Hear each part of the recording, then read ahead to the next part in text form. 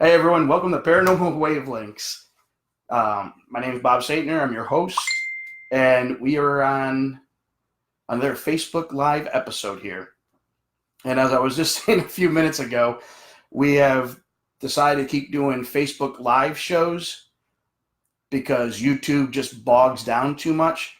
So for now, we'll be doing Facebook Live over here, but we'll be recording audio and video here to send it over to YouTube in case people aren't friends with me on Facebook. You never know. But that is the process for tonight. And that's why I had to do a couple takes because I accidentally pressed, since it's the first night, I accidentally forgot to press something. But before we get into the topic tonight, I wanted to give out a couple shout outs and a couple sending out some positive energy to people. I know I've mentioned the last couple episodes, but my good friend Tim Yancey he's still not doing the greatest. He's still on the mend here. And hey Steven, hey Tina, hey Mark. Tim Yancey's still not on the mend here from his quadruple bypass. He had some problem with an infection. He was in the hospital on and off. And if you guys could just send him some more positive energy, some prayer, whatever you want, just send it out to the universe towards him. His name's Tim Yancey, if you haven't met him. Very awesome person. So I just want to see him get better. The good news I've heard so far, my good friend Scotty Burns, she called me the other night, and we were talking about different things, and she's gotten to see Tim. And she said he is doing a lot better.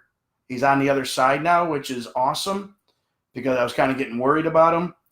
So if you could send that positive energy to Tim Yancey and the prayers in that, help him get over that last hurdle.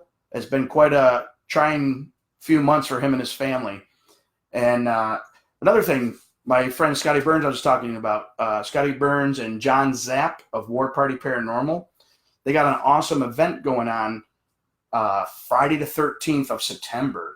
You can go down to Yesteryear Village in West Palm Beach, Florida, and do an investigation. They have a little event going on.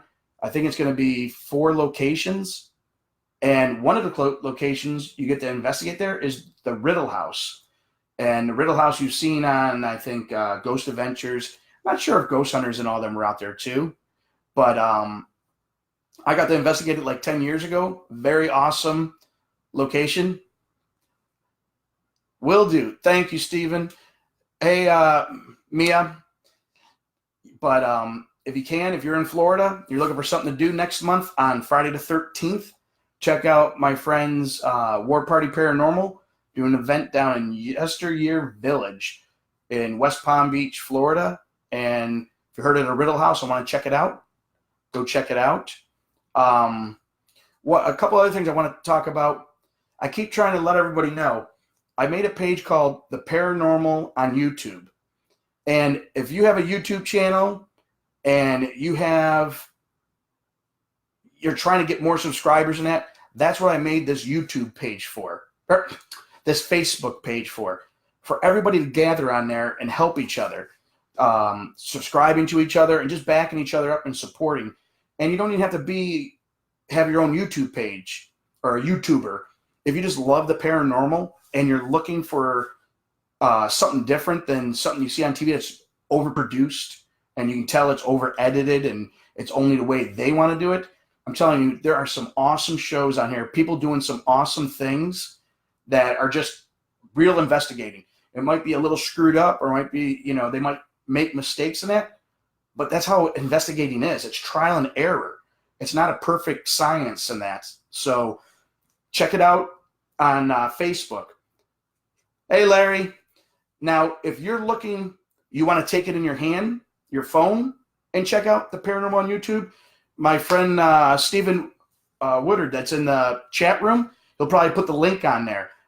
He took the initiative and put the Paranormal on YouTube over on an app called Amino, Amino, and the community's called the Paranormal on YouTube. And we just hit 200 members already in just a couple months here. And while you're there, you can share your stuff. Like I shared a few of my videos, and the cool thing is, right on my phone, I can be like this, boop, press it, and watch the video right there. I don't have to try and go like find me on YouTube and that. It's right there in that community. You press right on it. And the same thing over there. There's a lot of awesome people sharing different things. Hey, Donna. Sharing a lot of awesome things over there. If you just got in the chat room or in the watching, I was just talking about my friend. Oh, they're right there. If you're in the chat room, that link that Steven just put in, that's for an app on your cell phone. And we got a community there that Steven took the initiative and put the paranormal on YouTube over there. And like I just said, we've only been doing a couple months and we got 200 members already. So definitely come check it out. And like I said, it's not just for people doing shows. It's also for people that just want to see something different than what they're seeing on TV. So please check it out. And the last thing of advertisement, and we'll get to the topic here, is if you go to Paranormal Wavelengths on YouTube, please give it please subscribe and hit that bell at the top so when I share new things, you can be notified in that and keep up with it. And while you're there, on the side of on my main page, it says Paranormal Friends. There's some links there to YouTube pages, which I got to keep updating it. But I just added my girlfriend Tina's page, not her page, the group she's with some good friends of mine. It's called LEP Productions, and they're called Paranormal Mysteries. Check them out. They just put their first episode up of an investigation, and this past weekend, yesterday, I think it was yesterday. Yeah, yesterday, they did an event in Indiana, and they got to premiere their episode on a freaking huge movie screen. People got to watch it. So that was pretty awesome, and it went really good. So definitely check them out. Check everybody's page out. So that's enough of the advertisement. On to the subject for tonight. It's called Naked and Streaking Ghost. Why not? I've been asking this question for a long time over the years. Why people I've talked to at Paracons, guests I've had on, I've never heard someone just come out and tell me, oh my God, at my house, I saw a spirit going across. And I'm like, oh, really? And you never get, and they were naked. I don't understand why. Maybe I just haven't come across those people that have seen a naked or streaking ghost. All these ghosts always are clothed and have like Victorian clothes on, or, very old type clothes. And I always wonder, my opinion or theory about that is it because our perception when we go in these locations that, we're already thinking, oh, we're doing the history and we're thinking about, all these people were in the old times and that. So is it the perception if we do see an apparition that they're going to be clothed that way? I'm not sure. If anybody has experienced, seen an apparition where they were naked or a streaking where it looked like they have clothes on, hit up in the chat room and let me know, because we'll see. My girlfriend Tina's in the chat room watching, and she can give me my phone number, and you can call in and tell us your story. But as of now, most people I've talked to have not seen a naked ghost. Now, the funny thing is, though, back in the day when I was doing Paranormal Wavelengths live every week, I used to do a segment called You, the Viewer, Are the Guest. And investigators would send me evidence from all over the place. I mean, all over the United States. It was very awesome. And I would share it on a show. Well, one of the investigators that I know from Florida here, she sent me some EVPs. They were at a prison. And she says, I don't know if you can use these. And I'm like, why? What's wrong with them? She goes, it's nothing wrong with them, but I know there was nobody in the prison with us at the time. And I'm like, okay. But we caught some weird EVPs. And I'm like, what do you mean weird EVPs? So she sent them over to me, and sure as heck, it sounded, the two EVPs, it sounded like people having sex. So I had to call her up. Hold on one second. I'm having issues with my board here. I can't see. Hold on.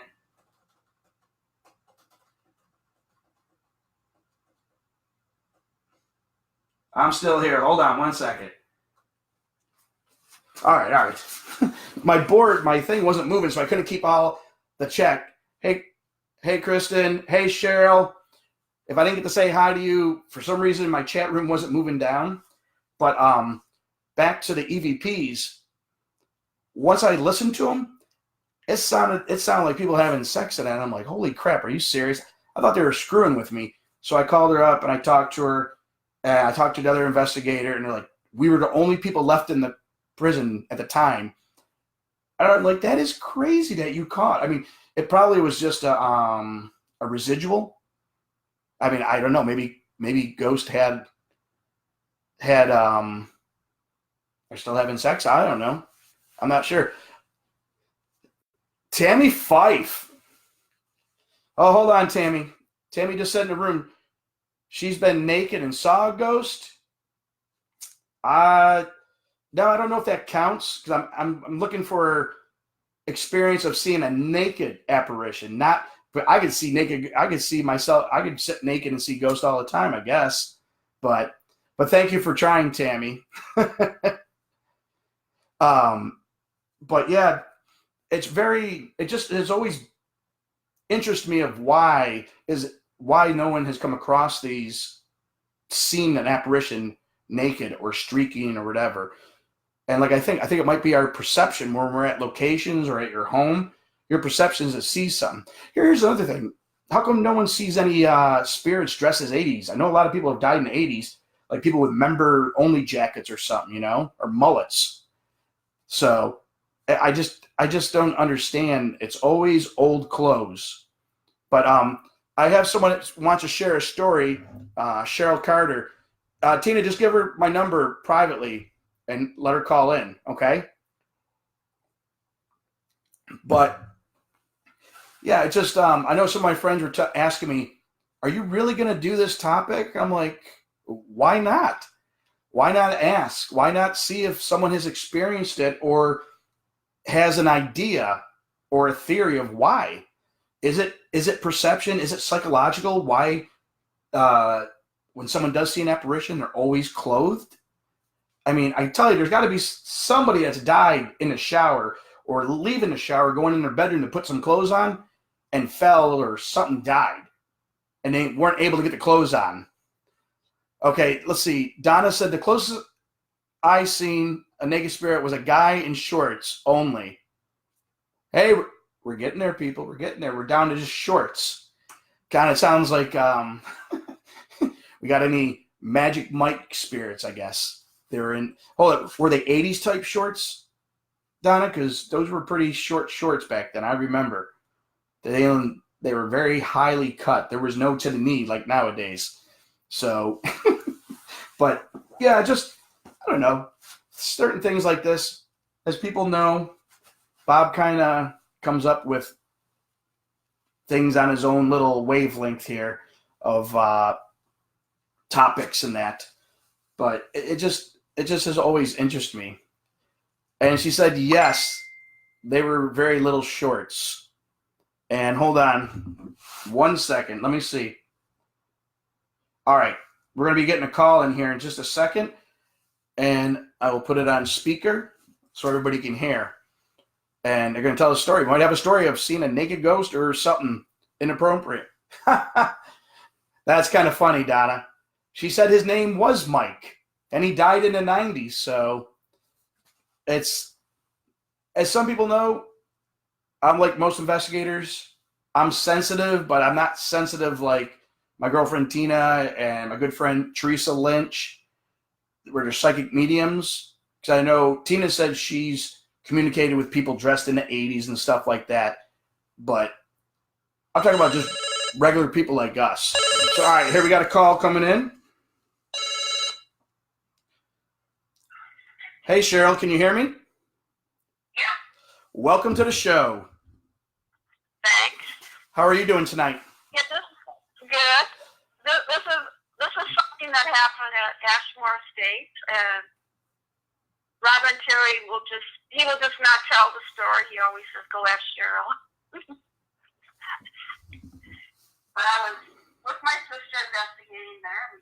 We're standing by the stairs, and my K2 was going off, so I had the recorder going.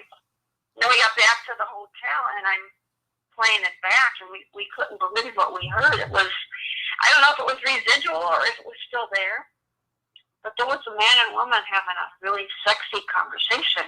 Really? Yeah, and first of all, we heard the man go, oh, do it to me like you did last night.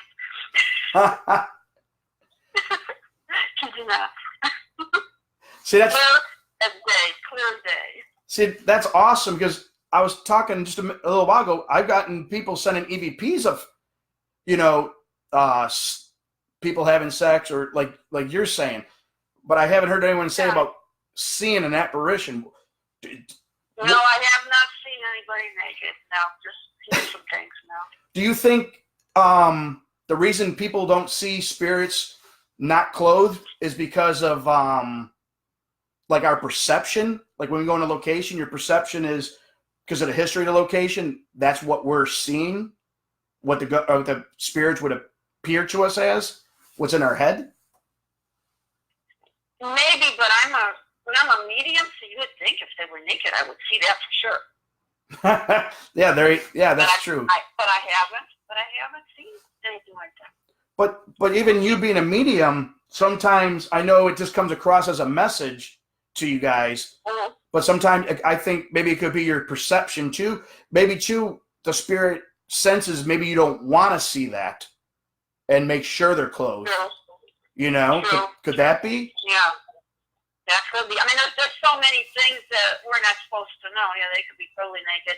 I got another EVP when I was out in Eureka, Nevada, and I was just talking to some spirit, and I says, what are you doing right now? And he says, nothing. And the other spirit says, he's having sex. I was in a brothel at that time. Ah, there you go.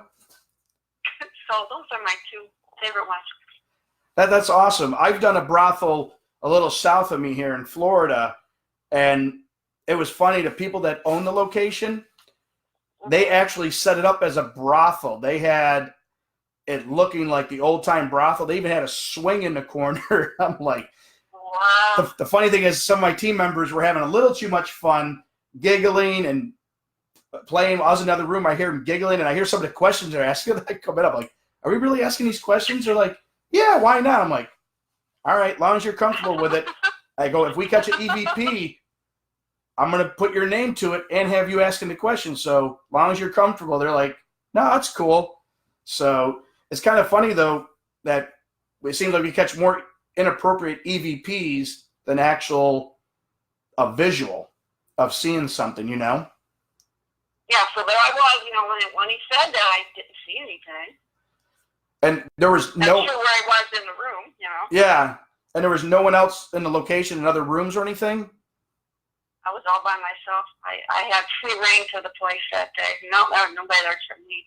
See, now that's awesome because I'm very, I'll say it, I'm very anal retentive about contamination, outside contamination, because people don't realize, hey, I'm sorry, I don't mean to interrupt. Yes, John, Yeehaw Junction. A friend of mine from Florida here just named the place. I was talking about the brothel. But, yeah, sometimes people don't realize these little recorders we have, mine's a Walmart recorder, and you don't realize how sensitive, how far they can reach from your room into other rooms if it's, the walls aren't really thick. Because... Or if the window's open, you can get something from outside. Yes. So that's why I always... Don't anybody ever, if anybody calls in like Cheryl and I ask these questions, it's nothing personal. It's just, I'm an investigator. I like to ask questions to get the whole scene. But that's cool. You had the whole run of the place to yourself. And down the basement, they used to have it was a mining town, and it was a lot of Chinese miners, and they had tunnels going from building to building because the Chinese were not allowed to walk on the street. And I went down to the tunnels, and I could feel all the miners around me. And I'm thinking, oh my gosh, what are you doing down here all alone? A woman, and these miners have not seen a woman in 100 years. Yeah, that's not good. But I didn't get any EVPs down there. I was hoping, but I could feel them around me, but I got nothing. Yeah, it's kind of stink when you want to get that EVP, when you're feeling what's there. Because I know working with Tina, we've been on places where she's getting messages and that, and I'm like, oh man, let's get an EVP to go with it. That would be awesome, you know? Yeah. But it's just one of those things. It's, as I say, it's the life of investigators. Sometimes you catch stuff. It would have been perfect. Yeah, and it would have been perfect because it would have been speaking in Chinese. How often do you get a different language over your recorder? Not too often.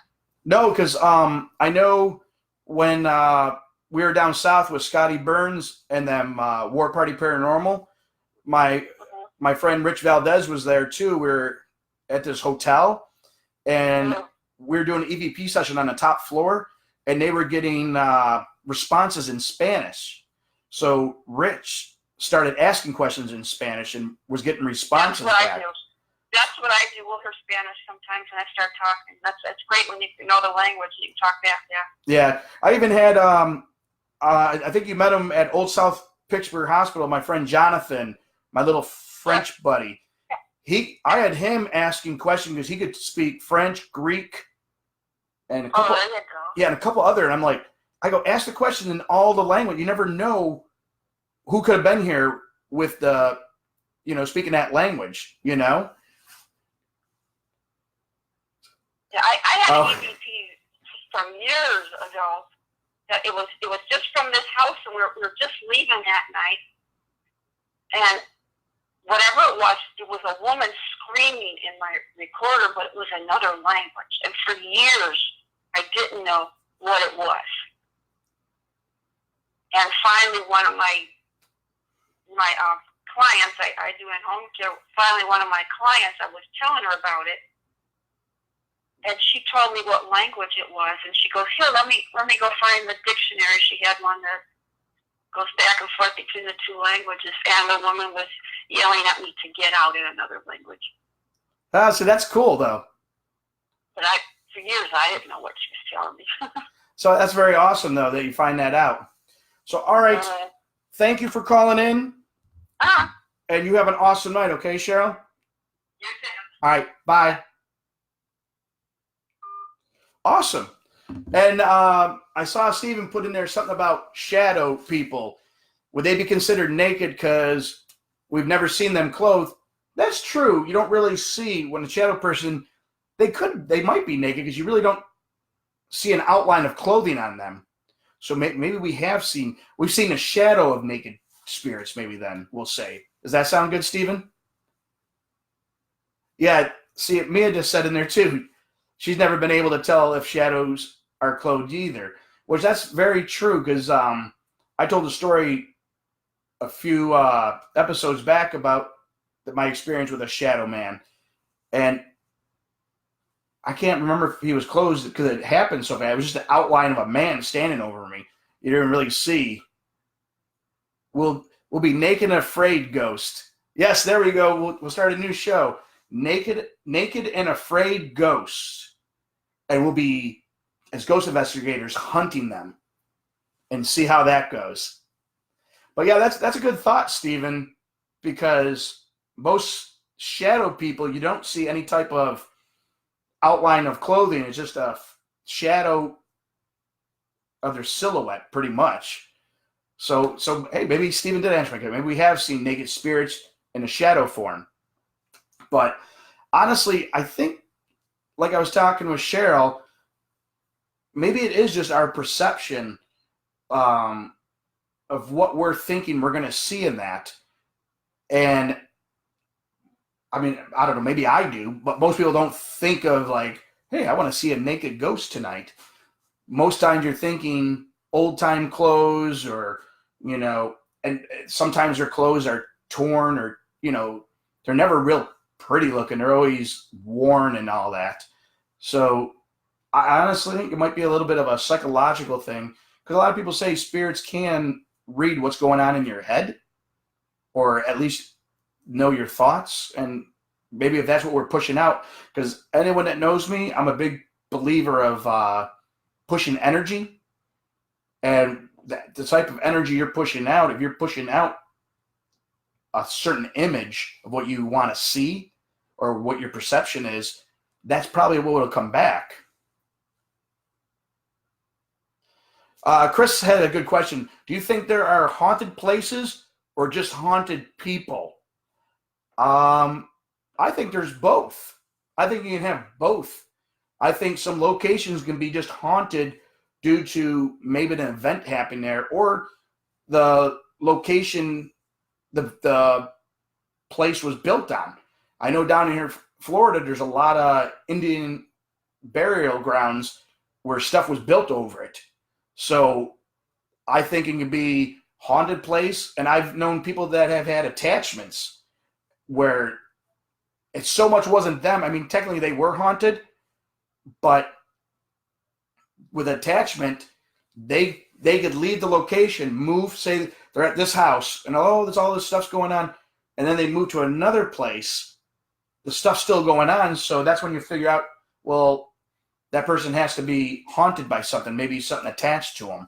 So yeah, I think it could be both, Chris. That was a good question. Does anybody else has any stories about naked and streaking ghosts or any EVPs? It seems like we've had better luck catching inappropriate EVPs, and that's why I asked Cheryl to make sure there's no one else in there, because I've gotten some EVPs, but they weren't spirits. They were investigators in other rooms, and I would joke with them going, hey, you better careful what you're saying in the other room. And they'd be like, why? I go, oh, my recorder caught some of your conversation. They're like, oh, crap. So I'm like, these recorders are more sensitive than you think. Now, mind you, when I was listening, I'm like, holy crap, is this a spirit? Then I realized whose voice it was. I'm like, oh, okay. I better take the headsets off for now.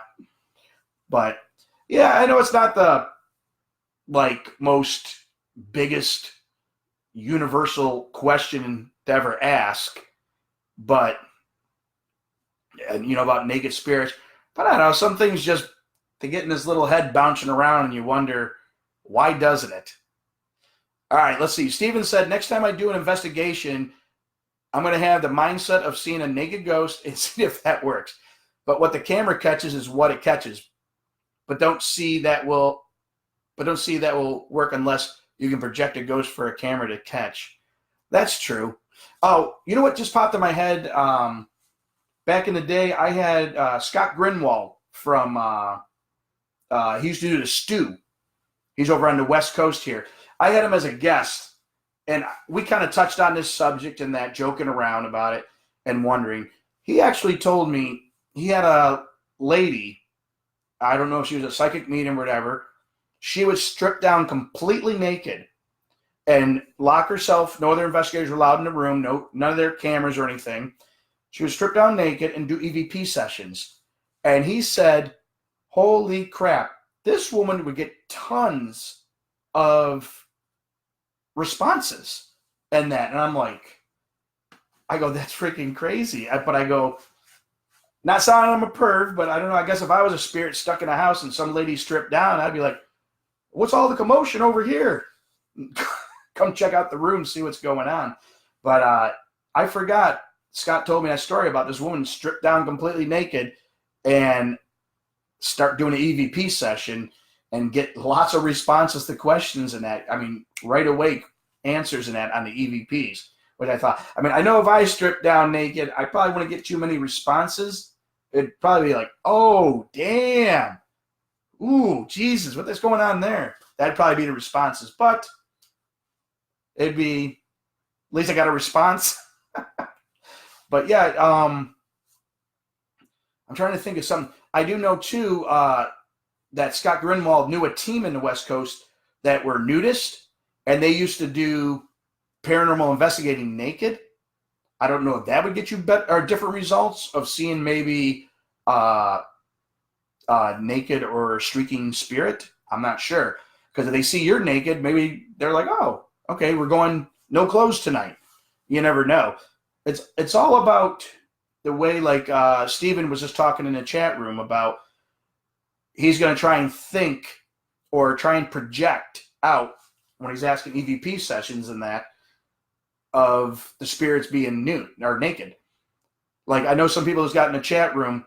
What I was talking about before is my theory, or my theory is, I think the reason we don't see naked apparitions or streaking apparitions, or ghosts, is because our perception of what we have in our head, if we're at an older location, we're expecting the people to be dressed in that type of clothing of that time line when they were living, that they'd still be in those clothes back then. So I really think it's perception. So if that works, let me know if you do catch something. I don't even see a picture. Like I'm telling people, it's hard enough to catch anything on camera, an apparition in that. I'm talking about just seeing a spirit. Like I've seen an apparition. Scotty Burns and I did years ago at a mental hospital down near Miami, and we thought it was another investigator, because they were actually dressed. They almost were dressed like us. This spirit, it looked like he had a flashlight in front of him, walking away from me and Scotty into this hallway away from us. And I said, "Oh, see, I told you someone was down here," because we were trying to do a EVP session, and there was a couple teams there that night, so I didn't want to contaminate. So I said, "See, I told you someone was there." I go, "Let me go let them know we're doing EVP session down here." I go down that hall. There was no way out except back past me, and I could not find anybody there. Nobody answered me, and I went around looking, because now I was like, "Holy crap! Was that one of us? Did someone get in here?"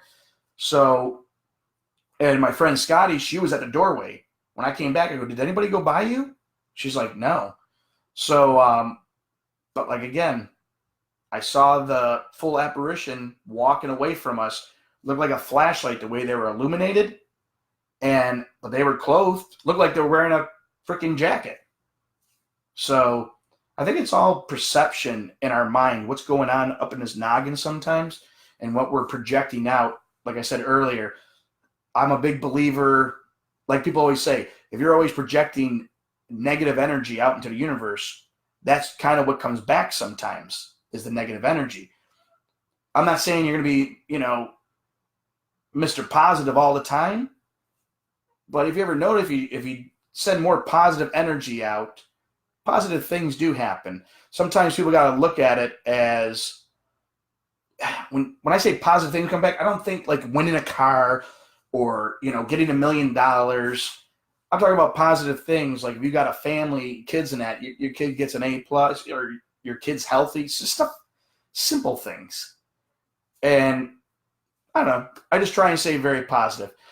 Steven I have an investigator on my team that always threatened to take spirits paints. Once that happens, we usually get no more activity after spirits paints. Once that happens, you usually get no more activity at that point. You're going to take the spirit's stuff away. You can't take people's stuff away. That's like bullying. Of course they're not going to speak to you. But now I've been there. I've done stuff when we've been at, I know Jason Arthur and I were with, I'm not sure about the paints. That may have been a different word. I'm not sure, Tina. I was just going with it. Steven, let me know, what do you mean paints? In case it was an error. But when we were at the, where the heck were we? Bryan, Ohio. We were in a jail, police station, and we were in a isolation room with Tina and Teresa and Jason Arthur and myself. And Jason and Arthur and I pretty much told this spirit that was messing with them, you don't like it, leave the room. Jason said that. And, oh, pants. Not paints, pants. Take his pants. that damn autocorrect. But after Jason said that, pretty much told him, get out of the isolation room if you're going to mess, with them and that. He left. We actually felt a breeze go between us, and Tina and Teresa were like, he's gone. And then down the hall, something funny happened, or something weird happened. I don't want to give all the story because I think they're working on this for an episode of Paranormal Mysteries. But some weird things happened in the hallway to some other investigators' equipment. But I'll save that for when they promote their episode. But yeah, pants. Steven meant pants, not paints. And that is mean. You're pantsing a spirit? I guess they'd be half naked, I guess. So, listen, I'm not going to drag the show on. I just wanted to talk about this topic, get the word out about some people's stuff they had coming up. I guess I pretty much want to do some more trial and error experiments and stuff out in the field and see if, like Steven said, maybe projecting the thoughts in your head out. Maybe someone in that night investigating, maybe someone will come across a naked, streaking spirit, ghost. Why not, right? So I appreciate everyone coming out tonight.